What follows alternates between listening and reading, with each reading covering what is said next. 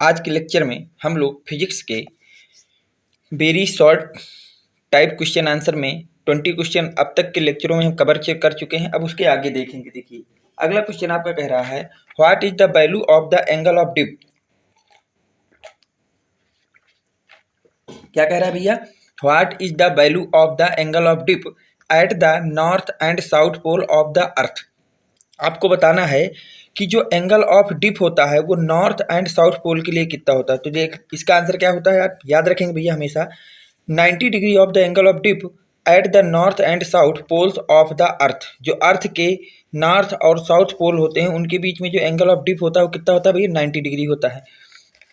अगला very most important question भैया क्या कह रहा है, what is means by declination angle. आप डिक्लिनेशन एंगल से क्या समझते हैं? तो देखिए इसका आंसर क्या लिखेंगे, the angle between the graphical meridian and the magnetic meridian at a plane is called a magnetic inclination at that place। देखिए किसी प्लेन में क्या करिए आप, एंगल ऑफ ग्राफिकल मेरिडियन और एंगल ऑफ मैग्नेटिक मेरिडियन निकाल लीजिए। इनके बीच का जो एंगल होगा, angle of graphical meridian and angle of magnetic meridian के बीच का जो एंगल होता है उसी को आप लोग क्या बोलते हैं भैया? डिक्लिनेशन एंगल बोलते हैं। चलते हैं आगे भैया, अगला क्वेश्चन क्या कह रहा है आपका।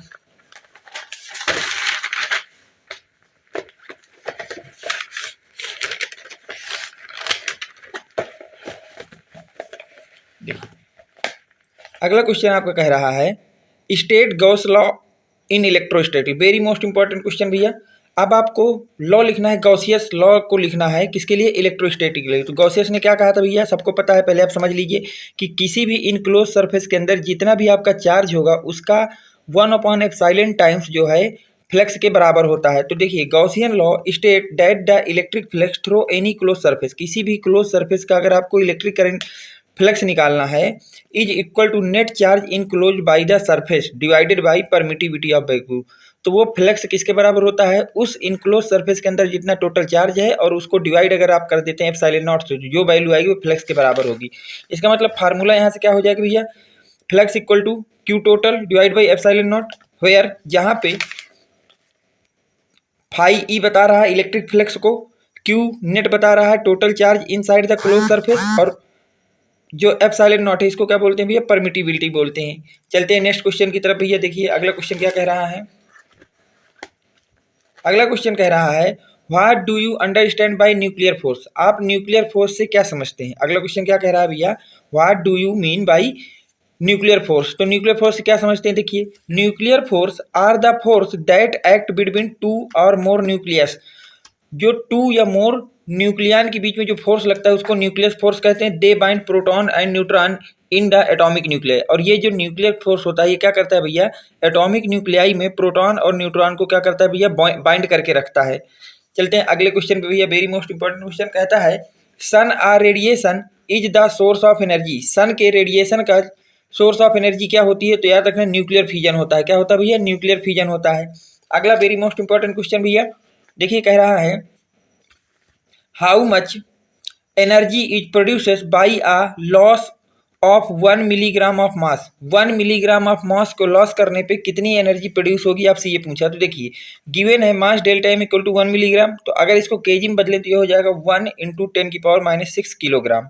सी की वैल्यू सबको पता है कि जो आपकी लाइट की स्पीड होती है वो होती है 3 × 10⁸ मीटर पर second.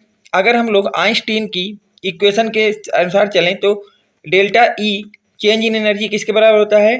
Change in mass into speed of light के स्क्वायर के बराबर, मतलब डेल्टा ई बराबर होता है डेल्टा एम सी स्क्वायर। ठीक है भैया, तो यहाँ पे डेल्टा एम की वैल्यू रख देंगे 10⁻⁻⁶ है। सी की वैल्यू सबको पता है 3 × 10⁸ होता है, तो इसका होल स्क्वायर करोगे और सॉल्व करोगे तो यहाँ से चेंज इन एनर्जी कितनी आ जाएगी भैया? 9 × 10⁻10 जूल आ जाएगी। कितनी आ जाएगी भैया? 9 × 10⁻10 जूल आ जाएगी। चलते हैं अगला वेरी मोस्ट इंपॉर्टेंट क्वेश्चन की तरफ भैया। देखिए इस क्वेश्चन में आपसे कह रहा है कि right the difference between interference and diffraction of light. Interference और डिफ्रेक्शन ऑफ लाइट के बीच में आपको डिफरेंस लिखना है। तो एक तरफ हमने लिख लिया इंटरफेरेंस और एक तरफ क्या लिख लिया? डिफ्रेक्शन लिख लिया। देखिए इंटरफेरेंस में क्या होता है, two coherent sources are required. Interference के लिए हमको 2 कोहेरेंट सोर्सेस की रिक्वायरमेंट होती है, जबकि डिफ्रेक्शन के लिए coherent source are not required, इसके लिए कोहेरेंट सोर्स की कोई रिक्वायरमेंट नहीं होती है। अगला पॉइंट कह रहा है बॉन्ड ब्रिथ इज कांस्टेंट, जो आपका इंटरफेरेंस होता है इसकी जो बॉन्ड ब्रिथ होती है वो क्या होती है, कांस्टेंट होती है। जबकि डिफ्रेक्शन में अगर बात करें तो band breadth is not constant, जो बॉन्ड ब्रिथ होती है वो कांस्टेंट नहीं होती है।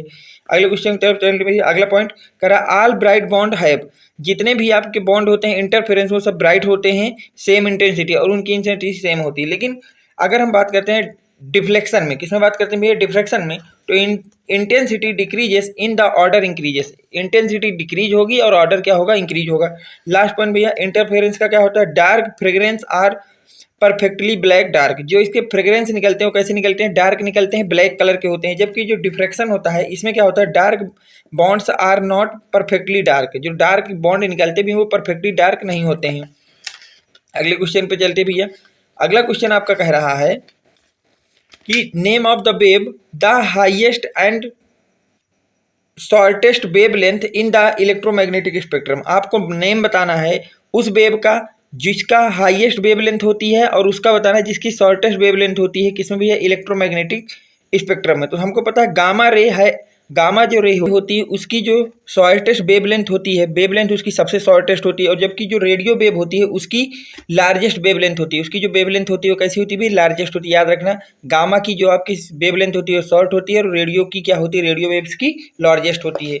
अगले वेरी मोस्ट इंपॉर्टेंट क्वेश्चन की तरफ चलते हैं भैया। देखिए वो क्या कह रहा है, the peak value of alternating current is the circuit is √2 ampere, peak value जो है किसी अल्टरनेटिंग करंट की वो है √2 एम्पियर के बराबर। What will be the square root mean value, square root mean value of current, आपको क्या बताना है कि इस सवाल में आपको पीक वैल्यू दी गई है, क्या दी गई है, पीक वैल्यू, और अब से स्क्वायर रूट मीन वैल्यू पूछा। तो हमको देखो पीक वैल्यू को आई नॉट से रिप्रेजेंट करते हैं, तो peak value of current I naught equal to √2 ampere, root mean square value current हमें निकालना है तो आरएमएस से रिप्रेजेंट करते हैं। तो आई आरएमएस किसके बराबर होता है भैया, वो पीक करंट डिवाइड बाई √2 के बराबर होता है। अब यहाँ पीक करंट की वैल्यू रखोगे √2 और ये एक √2 पहले से, जब इसको दोनों को काटोगे तो यहाँ से आई आरएमएस किसके बराबर आ जाएगा, 1 एम्पियर के बराबर आ जाएगा।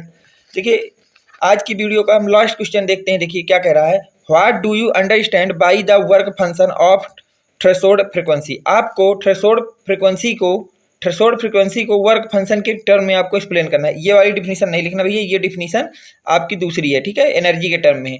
हमसे थ्रेशोल्ड एनर्जी के टर्म में, फ्रीक्वेंसी के टर्म में पूछा। तो देखिए थ्रेशोल्ड फ्रीक्वेंसी के टर्म में आप डिफिनीशन क्या लिखेंगे,